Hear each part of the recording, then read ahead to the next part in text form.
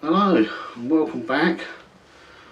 I'll do another video on my RC stuff, and today I'm looking at my old Mini. It's running on an M03 chassis, or M03, whatever you prefer.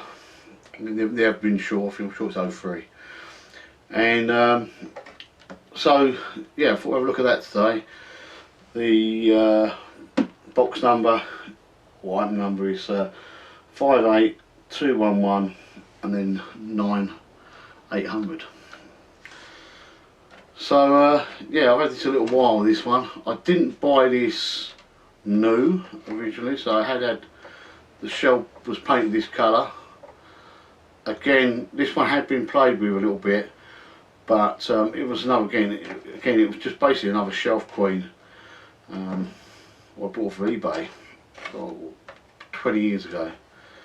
So yeah, we'll have a little look around it. I'll take the body shell off and show you more about this. This one I'm going to do, I have plans of upgrading this even more now, bringing it up to date, and we're going to thrash the answer for this one. Hopefully, that's the plan, to give it a real good going over. It's a fantastic car to drive. I'll tell you now, it's brilliant. Right, just thought I'd bring you a little bit closer so you can have a quick look at it. A lot of you will know, who watch my channel, that I used to race the real thing. I used to race minis on short oval dirt tracks. I raced at 3 different tracks here in Essex, so I was racing race minis. So the idea when I first got a Mini was to paint it in my colours originally, what would have been the orange with the white roof, and then orange with a Confederate flag on the roof, and then in another team colour, what was black, red and yellow and black. Yeah, so that was my original idea, was to paint them up in my colours. But like I said, I bought this one it was already built, so that's the colour the shell was, and I quite liked it. I quite like it. It's got like a bit of a sort of metallic look, you know, through the plastic, so it looks alright. But my missus reckons it looks like Mr. Bean's car, but who cares? It doesn't go like Mr. Bean's, I tell you. It's quick. So what we have here is obviously the M03 chassis, whatever you want to call it. M03 chassis. It's had uprated shocks and put on the front and back, and springs. I don't know if you can see that, but there you go. It's been fully bull raced right the way through. Everything and anything that can be bull raced has been. It's got a 15 turn motor, not only a cheap motor, but it's got a 15 turn brushed motor, I should say. It's brushed. It's quick. It is quick, and it handles really well. I've got it set a bit hard at the moment, the front end, but I believe that's because of where I last took it. Another little trick it's got is in this front bumper part. You can see the front bumper. I'll move this back a bit. It's got lead weight, and the idea of that is to just try to put a bit more weight on the front wheels, because it's front wheel drive this, and just to stop it spinning. It's a little trick a lot of us used to do, and I believe you buy the weights now for it now, but we used to make them out of actually it might have proper weights, I can't remember, but we used to make them out of old lead weights off the wheel weights, melt them down and stuff.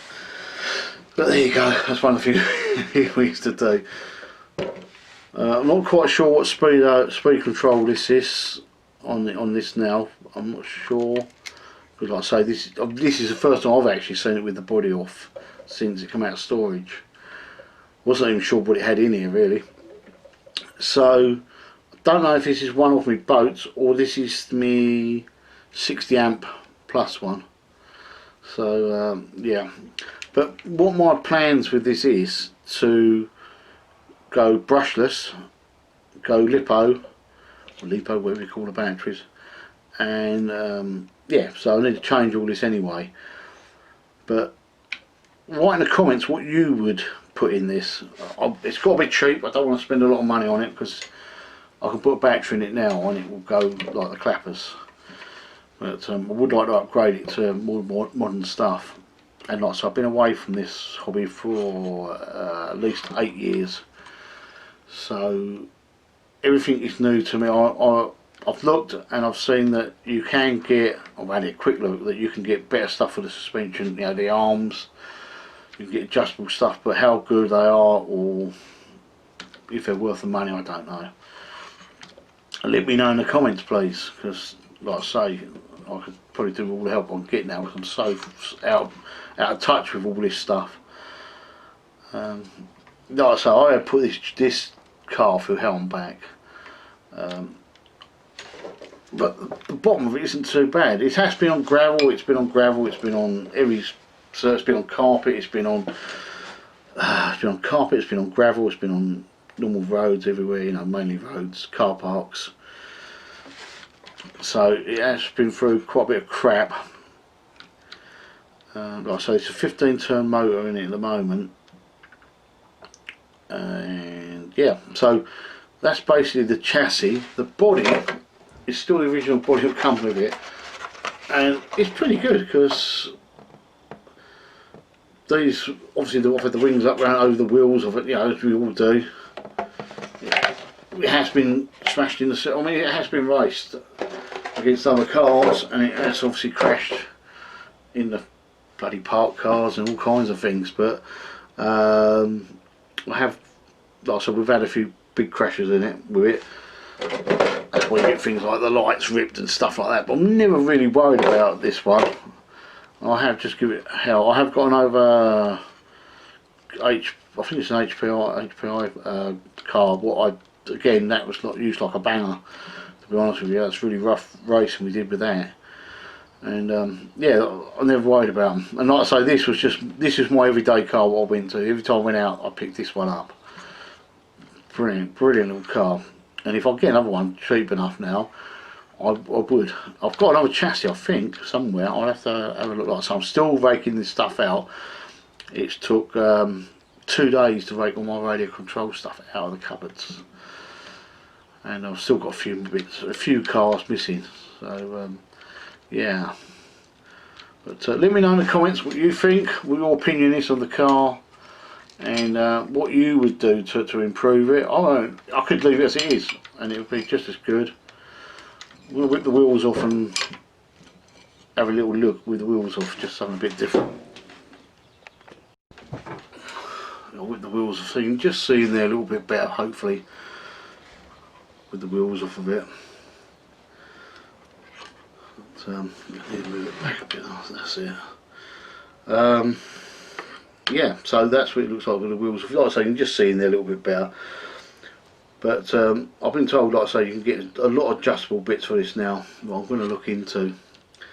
But like I say, you know, just be interesting to see what other people have done to theirs, and we'll see what more we can make out of this. I mean, sometimes with the adjustment thing you can go too far, but this is the one problem I would say with this, like a lot of Tamiyas, there's no adjustment in the suspension apart from the, you know, the shocks. I know you can do quite a bit with them, but camber and all the rest of it you can't really touch. It's all standard. What I'd like to change, I'd like to change that. Anyway, thanks for watching. If you like this sort of thing and you haven't subscribed already, subscribe and ring the bell, ding a ding ding, and you'll get notified of my videos coming up. And I'll see you next time. Take it easy.